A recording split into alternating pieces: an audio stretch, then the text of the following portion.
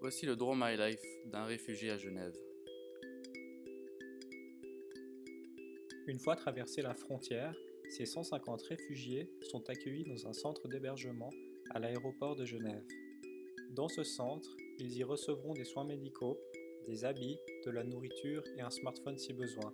Ils y seront enregistrés, écoutés et leurs empreintes seront scannées. Après une procédure de 36 à 48 heures, une partie des réfugiés se verront quitter le pays à cause d'une décision négative de la Confédération. D'autres auront une réponse positive et seront donc autorisés à vivre en Suisse. La première des solutions serait de créer un campement, mais il est une source de dépression et d'isolement.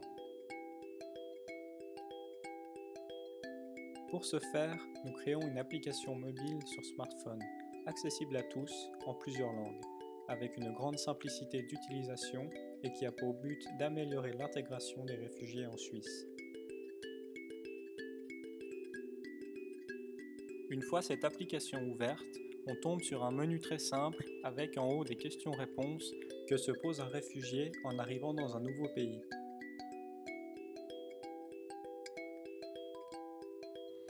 Tels que où manger, où rencontrer des gens, trouver un docteur ou apprendre une langue, ou bien encore à qui demander des conseils.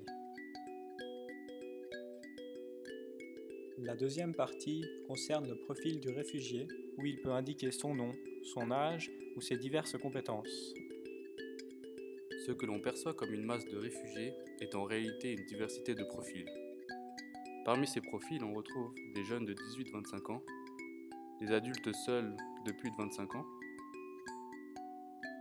des familles monoparentales, des familles complètes et enfin des mineurs.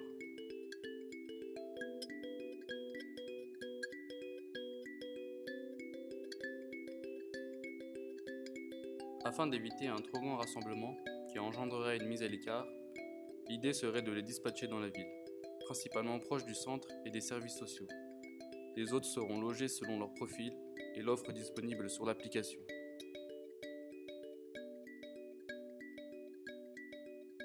Cette dernière donne accès à une liste de logements adaptés à son profil.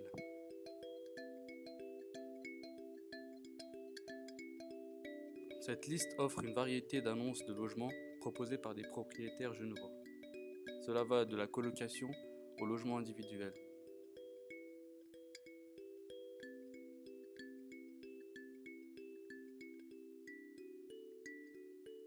Une fois que le choix du réfugié a été effectué et que son profil correspond à l'attente du propriétaire ou du gestionnaire du logement, ils sont amenés à se rencontrer pour discuter les termes de la cohabitation.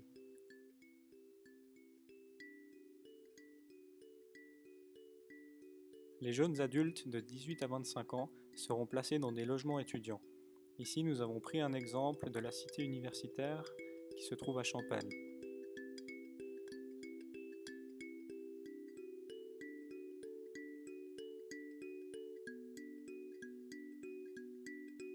Les typologies se composent d'un grand espace commun utilisé par tous les habitants de l'appartement. Chaque chambre regroupe à l'intérieur une salle de bain privative, un lit, un bureau. Les espaces de nuit sont privatifs et les espaces de jour sont communs. Ainsi, on favorise la rencontre, l'échange culturel et les étudiants bénéficient de certains avantages.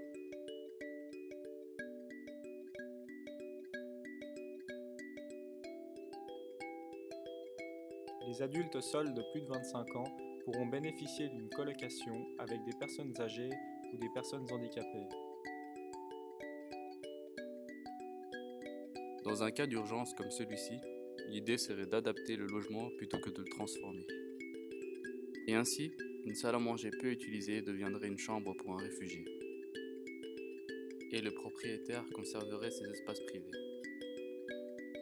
Cette colocation favoriserait l'intégration du réfugié au travers d'une aide mutuelle, comme par exemple l'entretien de l'appartement ou faire les courses pour tous les habitants, et inversement un apprentissage de la langue.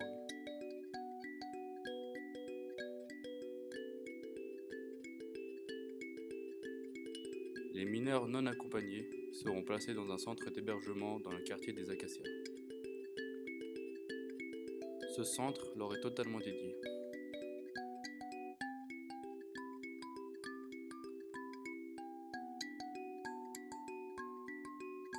Il est conçu de containers juxtaposés dans lesquels on retrouve soit des chambres, soit des espaces communs.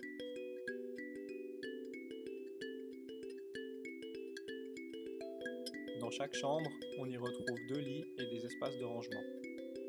Les salles polyvalentes, les salles de bain et les cuisines sont communes. Ce centre permet d'apporter à ces enfants isolés de la sécurité, de la stabilité et une cohabitation sereine.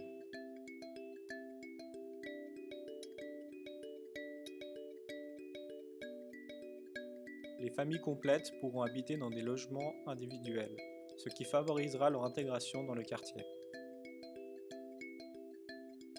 Dans ce cas d'urgence, plutôt que de construire des habitations, ce qui nous prendrait du temps, l'idée est d'utiliser l'existant pour loger ces familles.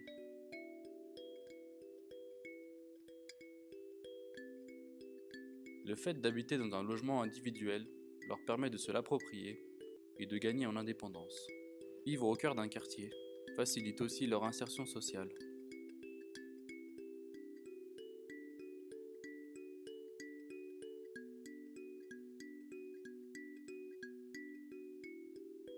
Les familles monoparentales iront dans des familles d'accueil. Toujours dans l'idée d'adapter plutôt que de construire ou de transformer,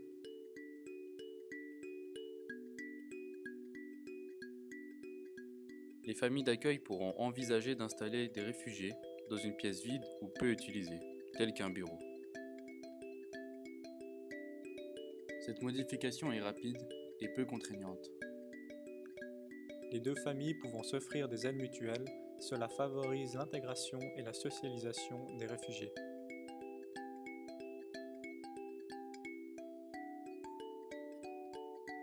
Cette rencontre et cette vie en société permet notamment d'échanger des cultures différentes, s'apporter une grande ouverture d'esprit sur le monde, un lien social et une aide mutuelle de tous les jours.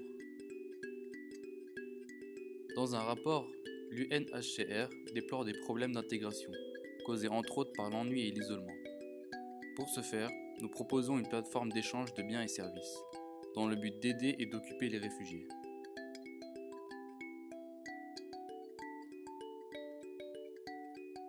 Parmi ces échanges, nous pourrions retrouver un travail manuel contre une aide administrative.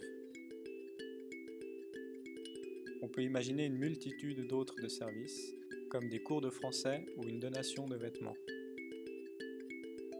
Prenons l'exemple d'une personne dont ses capacités physiques sont réduites et qui a besoin de tondre son jardin. Il peut déposer une annonce sur l'application en décrivant le travail à effectuer.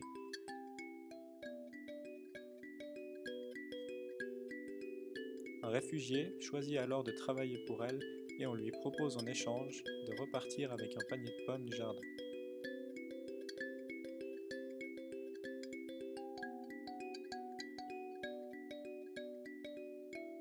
Accueillir 150 personnes du jour au lendemain n'est pas une chose facile.